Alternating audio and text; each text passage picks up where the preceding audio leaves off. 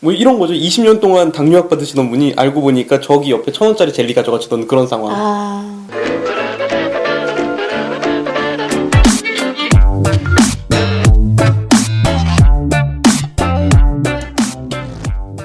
이런 약 어디 없납니다. 2021년에도 제 옆에는 김혜진 약사님 함께 자리하십니다. 안녕하세요. 김혜진 약사입니다. 예, 스펙타클한 이야기를 좀 해볼까 합니다. 네. 예, 작년에 일어났던 이제 전북 군산시에 있었던 약국 연쇄 절도 사건. 아주 짤막하게 설명을 드리면 하루에 무려 3곳을 연달아서 절도하려고 했던 한 사람이요? 네, 한 사람이 예, 향정 처방전을 딱 내밀면서 왜 그 향정신성 의약품 갖추기 어려운 곳이 많지 않습니까? 그렇죠. 네. 그런 곳에서 이제 약사님이 약장을 찾으면서 이 약이 어디 있나 저기 있나 찾던 와중에 그 사이에 가방에 쿨하게 물건을 집어넣으시던 예, 대담하네요. 대담합니다. 그래서 그나마 이제 분해가 좀 빠르게 좀 문자를 보내고 좀 대책을 세워서 그 당일날 이제 3번째 약국을 절도하던 중에 잡았는데요. 예, 여기서부터 지금 하려는 이야기가 시작됩니다. 예, 분해가 그래서 대회원 메시지를 해가지고 CCTV를 좀 이제 확인하고 앞으로 좀 절도 사건을 좀 주의해라 했는데 예, 아주 흥미로운 게 나왔습니다. 어떤 사건이요? 예, 약국 단골 분께서 절도를 뭔 개소리야! 원래 단골분들이 예, 원래 그 약국을 이용하시던 분들이 가끔씩 절도를 하는 게 이렇게 보여지는 사건이 좀 있었다고 세상에 합니다. 약사님도 충격받으셨겠는데요. 뭐 이런 거죠. 20년 동안 당뇨약 받으시던 분이 알고 보니까 저기 옆에 1,000원짜리 젤리 가져가시던 그런 상황인 아, 근데 겁니다. 생각보다 굉장히 많아요. 예, 그 사실 약국이란 특성 자체가 특히 사무직원을 포함해서 1, 2인 운영되는 약국들이 워낙 많으니까 네, 좀 맞아요. 우리가 좀 취약하죠. 특히 저 같은 경우에는 1인 약국이에요. 와보셔서 이제 아시잖아요. 그래서 저 같은 경우에는 환자랑 대화도 계속 해야 되고 상담도 해야 되기 때문에 조제실을 전부 다 유리창으로 해서 바깥이 다 보이기는 하지만 조제에 이렇게 집중하다 보면은 사실 그 환자의 그 움직이는 동선을 다 쫓을 수는 없거든요. 그런데 이제 뭔가 손이 탔구나라는 느낌이 들 때가 있기는 해요. 판 기억이 없는데 뭔가 이렇게 고급 앰플들 중에 한 2개가 빈 것 같은 느낌?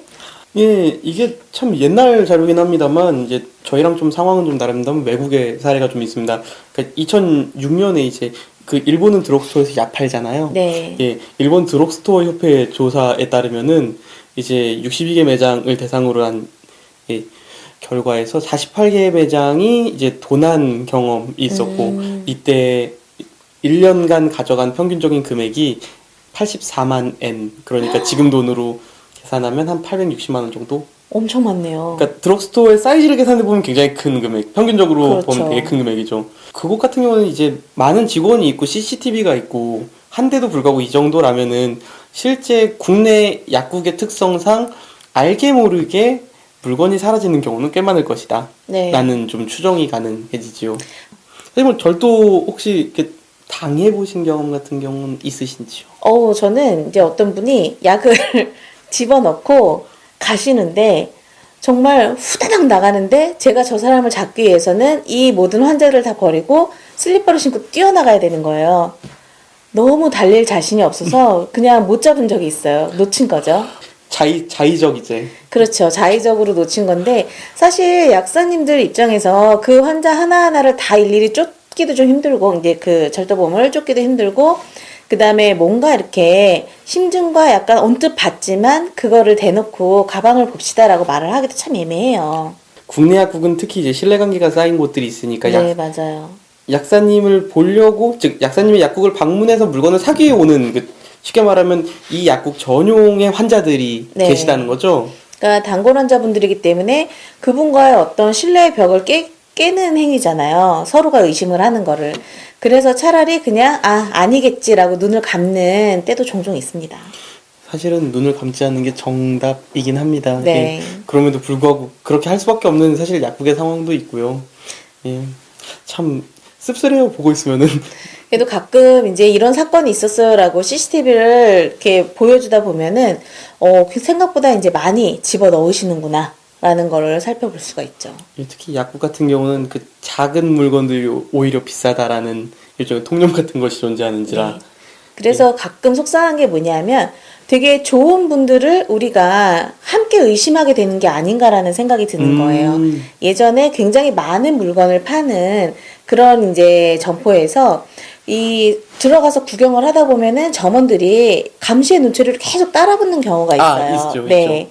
그러면은 나는 그냥 살짝 물건을 보느라고 들었다 놨다 하는 건데 어느 순간에는 되게 기분이 나쁜 경우도 있거든요. 카트 들고 가셔야죠, 뭐 이런 거. 예. 네, 그렇죠. 여기다 넣어주세요. 이제 이런 식으로 하면은 그게 마음이 상하는 경우가 있는데 약사님들도 그렇게 마음이 상할까봐 그 환자분들한테 제대로 대처를 못 하시게 되는 거고 사실 그렇게 서로 의심하는 상황이 안 가는 게 가장 좋은 거겠죠. 예, 뭐 약국에 그렇다고 마트처럼 삐삐삐라도 누를 수도 없고요. 예, 그렇습니다. 이게 약국이라는 특성 자체가 단순한 보건기관이기 때문은 아닐 겁니다. 네. 그게 그만큼 약사와의 신뢰 그리고 소비자의 말 그대로 기호에 맞는 약사를 찾아가는 그 과정 자체가 있기 때문에 정말 동네 사랑방이라고 불리는 걸 텐데요. 네.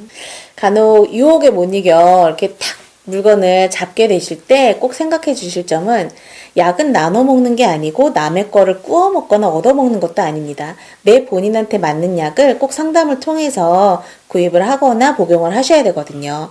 그래서 아무거나 집어넣어서 드신다고 그게 다 몸에 좋지도 않습니다. 그 점 꼭 생각해 주시고 그리고 모든 약사들이 모든 그 환자분이나 고객분들을 의심하지 않아요. 그러니까 서로 이렇게 믿는 그런 신뢰가 싹트는 약국이 됐으면 좋겠습니다. 예, 훔친 약으로 상담받으시면 안 됩니다.